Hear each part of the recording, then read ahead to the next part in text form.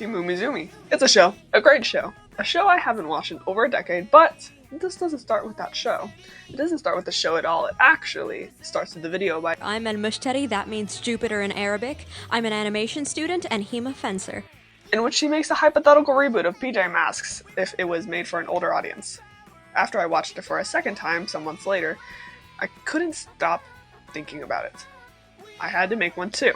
But PJ Masks was already taken, as were the Octonauts and Paw Patrol. What other show could I... Aha! I got it. Hey, that's a familiar color scheme. Team Umizoomi. A show where tiny kids help normal kids with their epic nerd powers, patterns, shapes, and robots. After some brainstorming and convincing myself it's okay to completely change the lore, even if it's cringe, here's what I came up with. Kids were given to an unethical lab under the guise it was an orphanage or foster system. There, they were experimented on, resulting in odd physical traits, stunted growth, scars, and something else later down the line. But we'll get to that. They were also forced to wear a uniform and keep their hair buzzed short. The kids there were put in classrooms to keep up the impression of a good kid place, while being individually experimented on behind the scenes. Very Stranger Things. Each kid was also given a name based on the room they were put in. Millimeter for the numbers room, Geometry for the shape room, Robot for the robotics room. There was a breach/break-in one day by an activist group, and it went disastrously. A fire broke out, a lot of the scientists got away, some of the kids got injured or killed. The living kids ended up getting transported to a holding system where they were promised a family. Unfortunately, there was an uneven ratio of kids to parents, so many of the kids got stuck in holding. The whole thing was pretty unsettling and hopeless, given the kids were uprooted from all they've ever known and then thrown into a new place and then just left there. Because of this, a lot of the older kids, between 10 and 13, took the role of looking after the younger ones, anywhere from 3 to 7. Robot found these twins, Millimeter and Geometry. After a while in the holding area, the people in charge gave up on finding parents for every kid and just sent them out to prepaid little houses around the world. Those who'd already formed groups got put together while everyone else was randomized. Robot, or Bot, as the younger two have taken to calling him, changes his name to Robert to be normal and break away from his upbringing. However, the younger two still call him Bot, and he learns to put this name in a new light, one that reminds him of his family rather than his upbringing. The twins now go by Millie and Geo. The trio grows up, Bot as the caretaker but also older brother. They're settled into a nice little house with impractical decorations, and they're pretty happy in their lives. However, because of their upbringing, they've decided to help out kids in bad situations. I think they all have the same last name, Umizoomi, because while it was the name of the lab they were raised in, it's also the name of the city, Umi City. In a world that's not so far away, Umi City. It's kind of like a whole Metro Man thing. They take the name of the city they love and vow to protect. A very mega mind of them.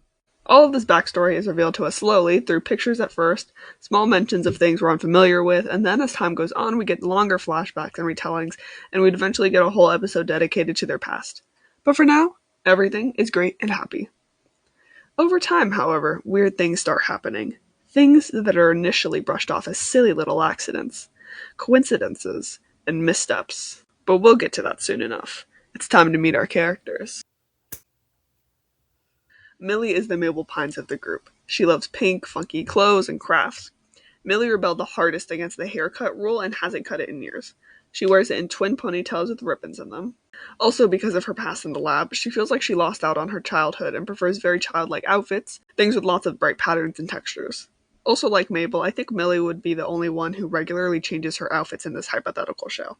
She has 2 earrings, glasses due to nearsightedness, and a scar on her neck.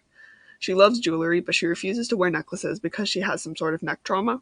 Apart from that, she enjoys making and designing clothes and accessories, which she either wears herself, gives to her sibling, or gives the kids she helps.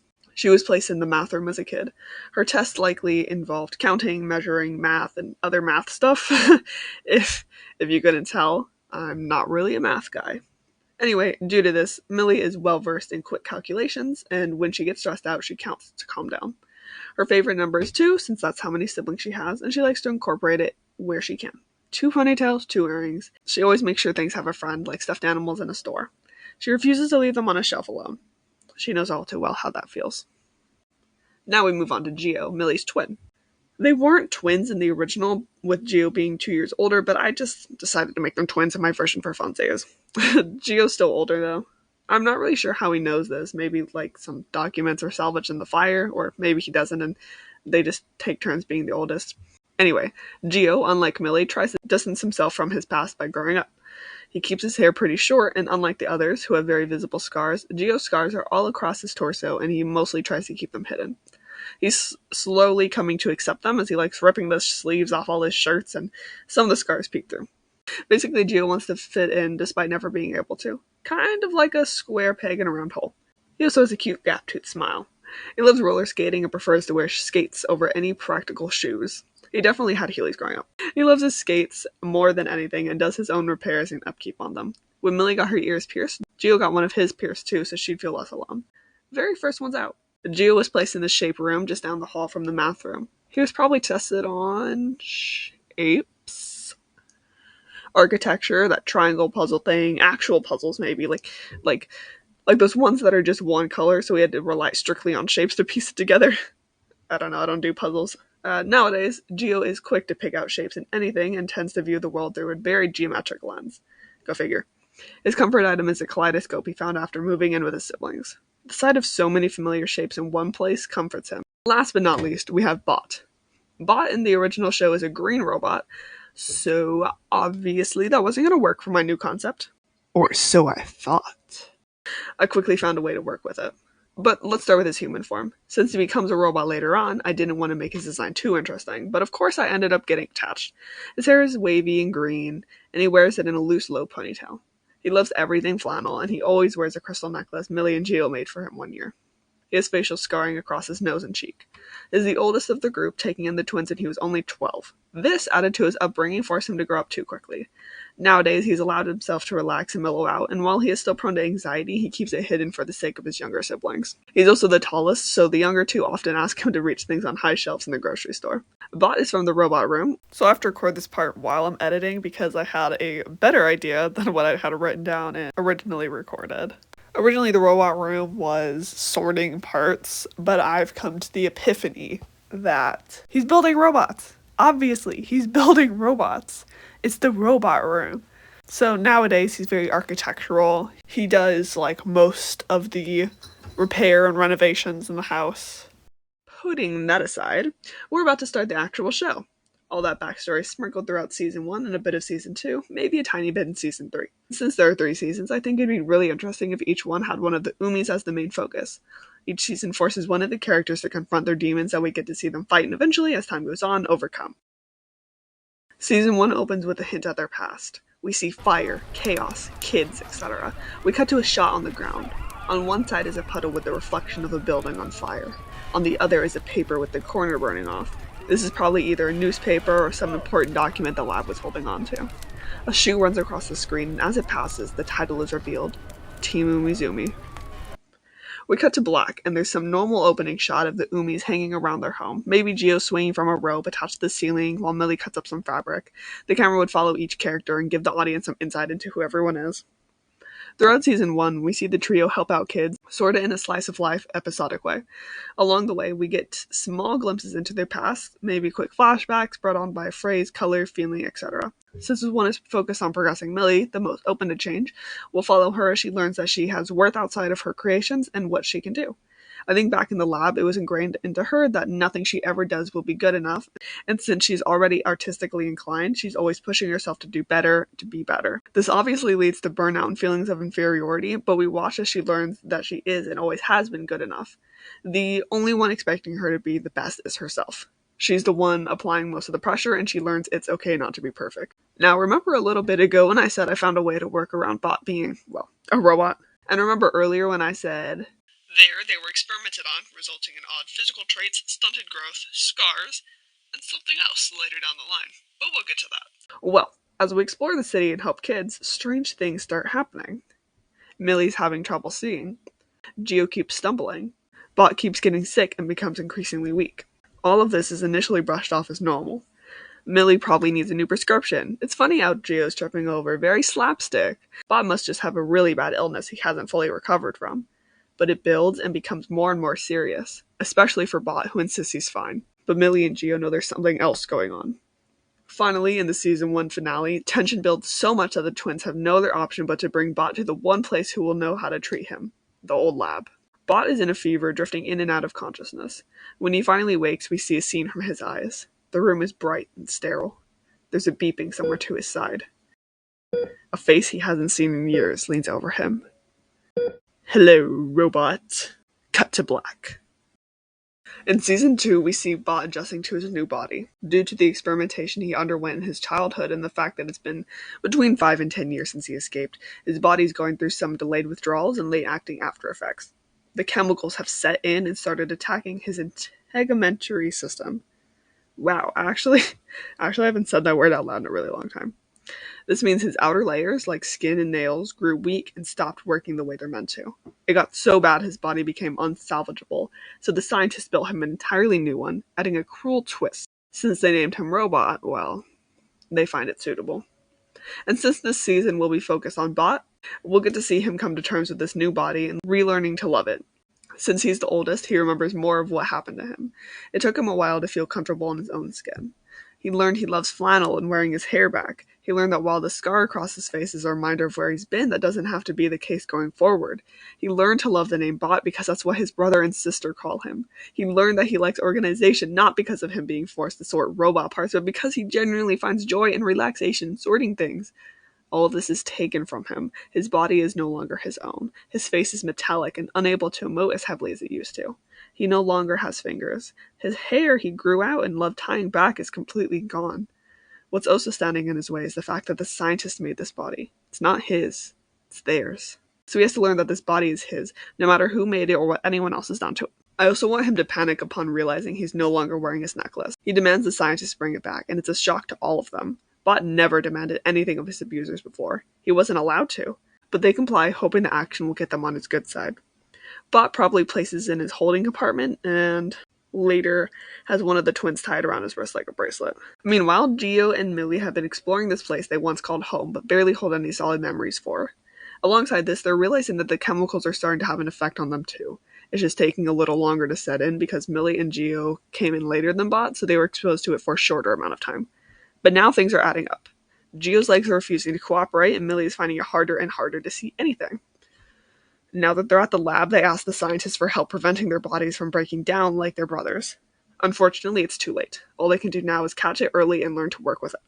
Gio's musculoskeletal system breaks down, and he loses mobility in his legs. No walking, and definitely no skating. Instead, he has to learn how to use a wheelchair. After adjusting, he starts treating these new wheels like his old ones, doing tune-ups and personalizing his chair like he did with his skates.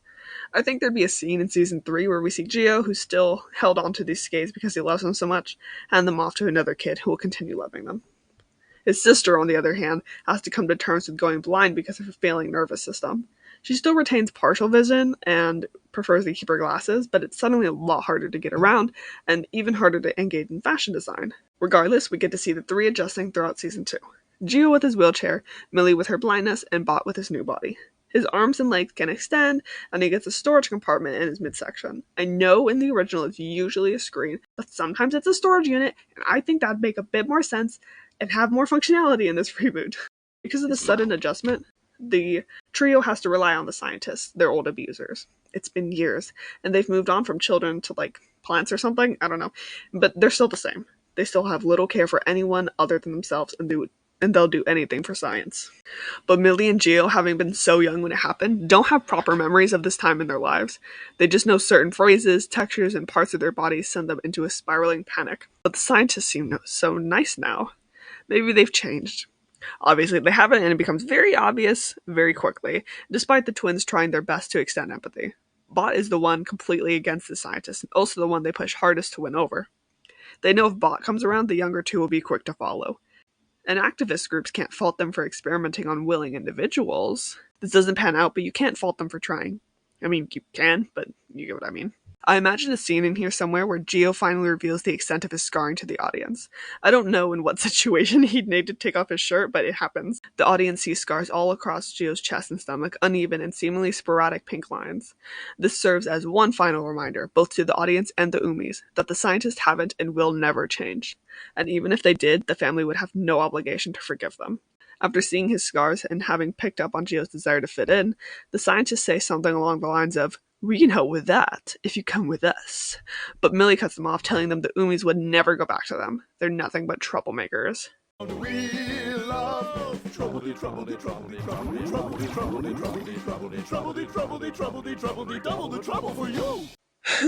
Anyway, sometime after that, the trio finally ends up leaving, each with a reminder of why they left in the first place. I think that maybe it's revealed that a couple of the kids that grew up in the lab returned after falling on hard times or seeking familiarity. Unlike our Umi trio, they fell victim to manipulation and are once again lab rats.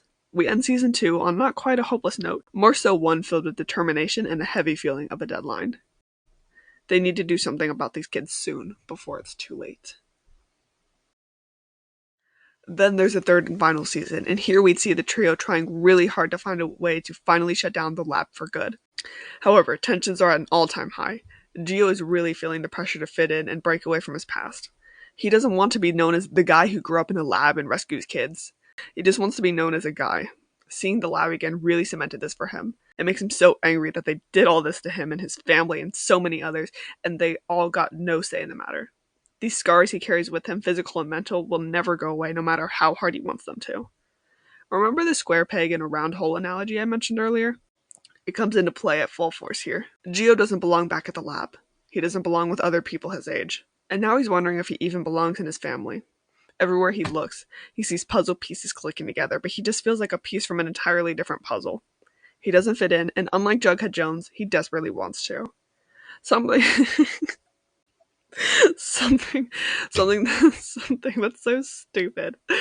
Something that was said to him back at the lab keeps playing over and over again in his mind. The scientists said they could help him fit in. They promised him normalcy. Millie had cut them off, but what if... I think Gio would sneak back, desperate for answers, and because of his vulnerability, he almost falls victim to their manipulation. They make it sound so easy, so perfect. Obviously, Gio loves and respects his family too much to team up with the lab, and maybe while he was there, he gathered evidence and information to use against them. But he still feels unsatisfied. Gio's arc, similar to Millie's, would be about self-worth despite what others think. In Gio's case, he has to learn that he will never fully fit in with any group, and that's okay. It's unhealthy to remove who you are just to better fit an expected image. He learns to embrace his oddness because those that really matter already have. He learns that while yes, sometimes people will ostracize him, a lot of people won't. Regardless of his past and how that shaped him, he is still loved. He finds comfort in himself for the first time. Very record. By the end, they somehow accomplish their goal of taking down the lab, the family overcomes their emotional turmoil, and all is well. The series ends on a hopeful note, everyone bittersweet over what they went through, yet happy with what they have. The lab is shut down, and kids, former kids, are in proper care facilities where they can actually get the help they need. Team Umizoomi is still saving kids and fighting for better living conditions. And all is well.